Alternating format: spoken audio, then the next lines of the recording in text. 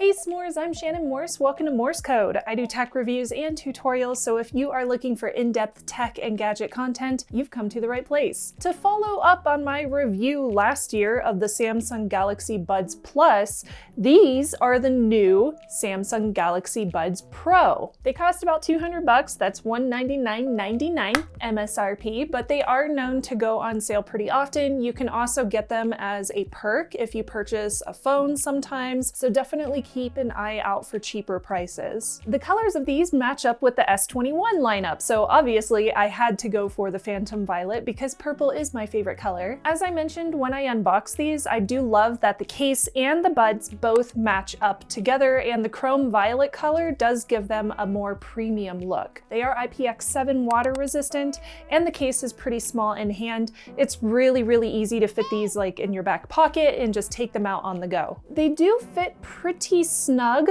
so they wouldn't fall out whenever I was playing outside with my dog. The hardware is slightly big in my ears. As you can see here, the circular part is a little bit bigger than average. So I only wear these for short times or they will make my ears ache, especially that little concha section right at the top. They also include teeny tiny little air vents, which will reduce the occlusion for spacious audio without making you feel like you're wearing earplugs. They do come with 3 different sizes for ear tips. That's the little rubber piece that goes inside your ear canal. So make sure to test them and find the best snug fit. There is a small, medium, and large, and sometimes you may find that you have different size ears. So definitely check both sizes for both ear to find the best snug fit. They do have touch controls. So I just started playing music, so I'm gonna pause that.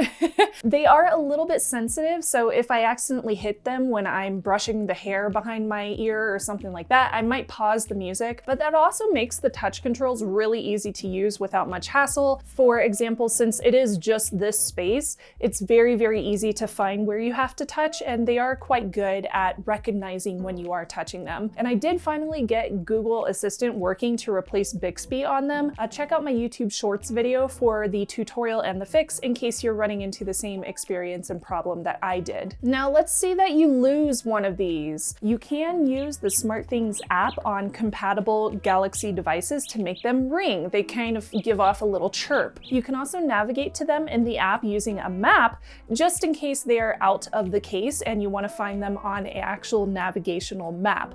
They will show you where they are. I tested this a few times and it was pretty cool. Just like the Buds Plus I reviewed last year, these are also controlled via the same Galaxy Wearables app. They are pretty similar to the Buds Plus as far as the settings go in the app, so I'm not going to go into too much detail there. If you want to see detail, check out the Buds Plus review that I did last year. If you have more than one Samsung device, this is also a pretty cool feature. These will let you switch between them seamlessly as long as you are logged into the same Samsung account on both devices. So for example, if you had a tablet and an S21 phone, in my example, I start with them connected to my S21 Ultra, and then I open a video on my S21. They will recognize that the second device is playing audio. They will also recognize that you're signed in to the same account on both phones, and they will automatically switch and show you a notification on the screen when that happens.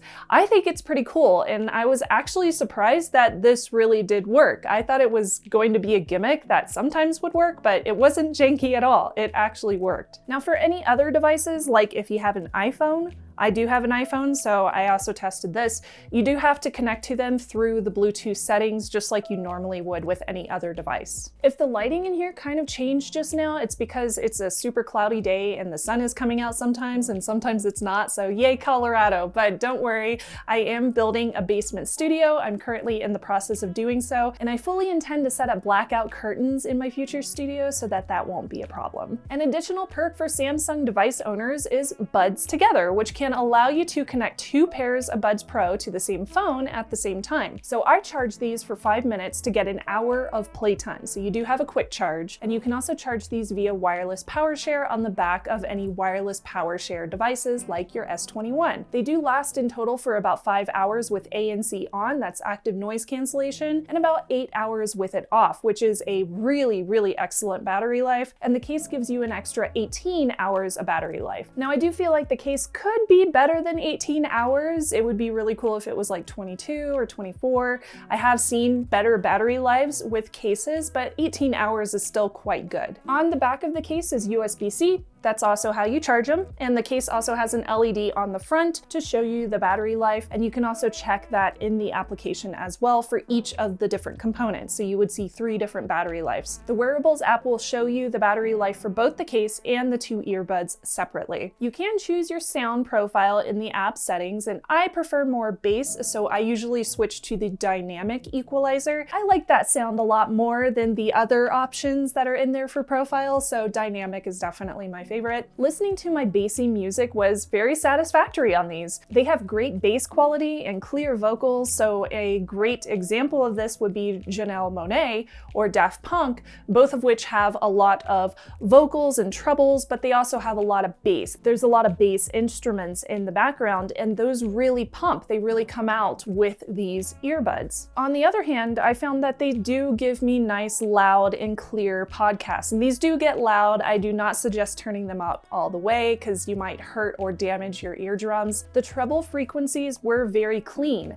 I like them overall. They do work with Bluetooth 5.0, and they also support SBC, AAC, and Samsung's scalable codec. Now the earbuds include 2-way speakers with a bigger driver, so this will give you a more balanced sound and a wider frequency response, which is to be expected given that the sound is by AKG, and AKG is very notable in the audio industry. They do include 11mm woofers for full bass and 6.5mm tweeters for low distortion. So since I have an S21 Ultra, I was able to test this other feature because they are feature packed, which is Dolby head tracking. This means that the sound will follow you whenever you turn your head. So the sound should give the effect that it's coming from a very specific direction, and it allows you to experience something that is called 360 audio. Now I have tested this with other headphones on previous shows that I've done on other networks, and I come from a place of experience where I know what it's supposed to sound like, so I was able to judge these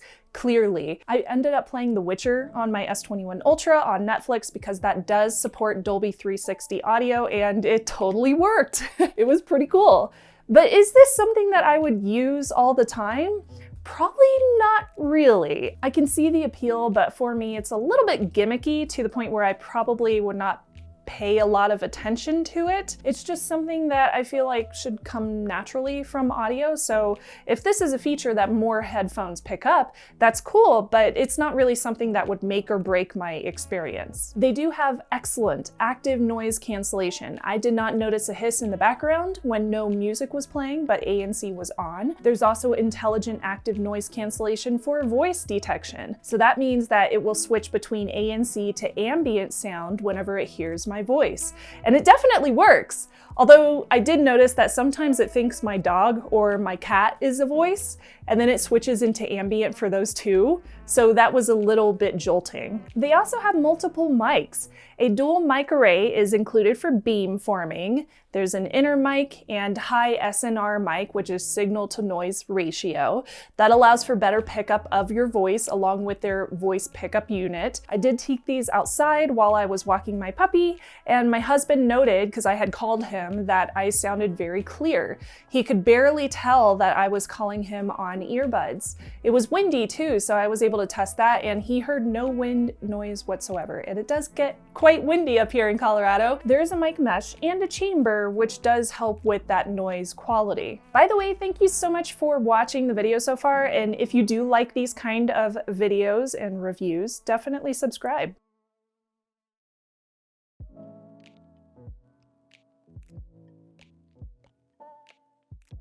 All right, so I guess I should get to my verdict, if you will. These are great. I really like them. Yes, they are a little bit big for my outer ear, but I also have smaller ears. So it does take me a lot of testing, and I do wear glasses, and that can sometimes be an issue with earbuds. So they do fit very snug with the ear tips. I find that the sound quality and the ANC, the active noise cancellation, are really awesome. They are impressive enough that I think I could wear these on a plane and block out most of the noises around me decently. Although I am not testing that until I'm going to be vaccinated.